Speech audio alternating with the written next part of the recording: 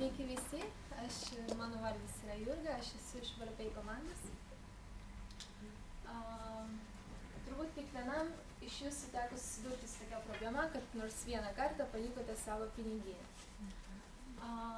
Ir man taip atsitiko taip pat ir galvojau, kadagi ateis toks laikas, kai galėsiu tiesiog atsiskaityti mobiliuoju telefonu už savo prekes ir paslaugas. Ir nesijaudinti dėl paliktos piniginės. Mūsų tikslas yra toks,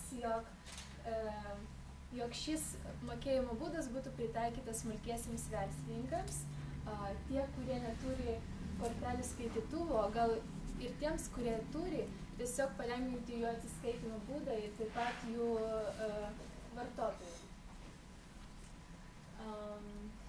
Per šį laiką mes padarėm keletą analizių, apklausėm keletą įmonių ir taip pat vartotojų analizę. Mes apklausėm apie 30 įmonių, iš kurių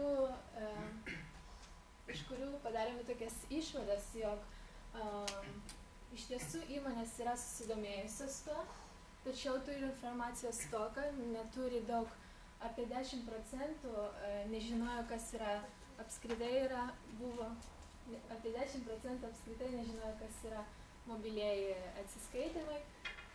Ir taip pat mes sulaukėme abejonių dėl saugumo ir patikimumo ir jie susidomėtų tokia inovacija, tačiau mano, jog klientų paklausos nebūtų. Mano, jog mažas procentų klientų atsiskaitytų tokiu būdu, nebent tik jauni žmonės.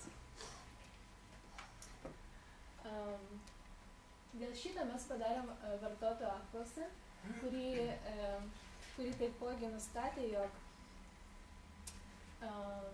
jog apie 60% žmonių yra girdėję tik tai apie mobiliuosius atsiskaitimus. Kiti likusieji nebuvo girdėję. Ir tik 20 apklaustųjų turėtų galimybę bandė atsiskaityti šiuo būdu. Tai rodo, jog žmonės nėra linkę tiesiog naujom inovacijom. Tiesiog nėra linkę kažko naujo išbandyti. Taigi mūsų toliau tikslas šio darbo būtų nustatyti klientų segmentus, sukurti koncepciją, išsiaiškinti, ar tai bus iš tiesų naudinga smulkiesiems verslininkams ir ar vartotojai iš tiesų naudos tai ir detaliau išanalizuoti rinką.